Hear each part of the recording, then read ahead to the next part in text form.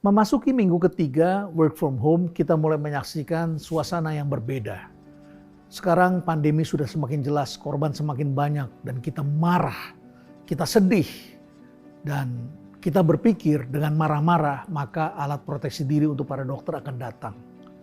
Dengan marah-marah kita mengharapkan maka pemerintah akan melakukan lockdown barangkali. Atau dengan marah-marah kita mengatakan barangkali kita harapkan vaksin akan ditemukan dan keluarga kita akan selamat. Nyatanya ini belum datang-datang dan kita harus merubah cara berpikir kita. Karena inilah yang diperkenalkan oleh Kübler-Ross sebagai the cycle of grief atau grief cycle.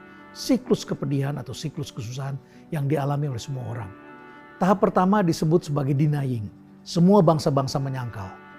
Pemimpin kita, pemimpin Amerika Serikat, pemimpin Eropa, semua menyangkal. Bahkan Anda menemukan bahwa dengan makanan tertentu bangsa kita akan terhindar dari pandemi ini. Nyatanya pandemi datang kepada kita dan datangnya belakangan. Bangsa lain sudah lebih baik, kita kemudian menderita. Jadi tahap pertama semua bangsa memang menyangkal, deny. Ini kurvanya masih di bawah.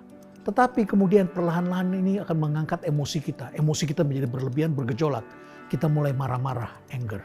Kita melihat para YouTuber beberapa orang merasa lebih hebat dan dengan marah-marah kita pikir kita bisa menyelesaikan semua persoalan. Nyatanya tidak bisa. Kalau marah-marah tidak bisa dan kemudian dia menghadapi sandungan-sandungan, kurvanya mulai turun. Dan dia mulai menghadapi apa yang disebut sebagai bargaining. Dia mulai minta maaf, dia mulai mengendalikan dirinya. Tetapi hatinya masih marah itu. Dan kalau masih terus terjadi, maka kita akan masuk ke cycle berikutnya lagi. Turun ke bawah emosi kita.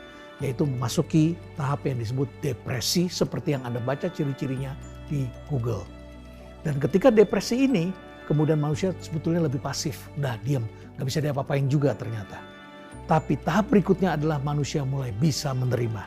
Toh waktu sudah berjalan cukup panjang dan lama-lama manusia lebih beradaptasi, ternyata belum teratasi. Atau barangkali vaksinnya kita harapkan sudah bisa ditemukan. Nah, ketika kita mulai bisa menerima, maka kita akan bisa memasuki hidup yang lebih bermakna. Meaningful life. Gimana caranya? Manusia yang mendapatkan meaningful life selalu mempunyai hope atau harapan.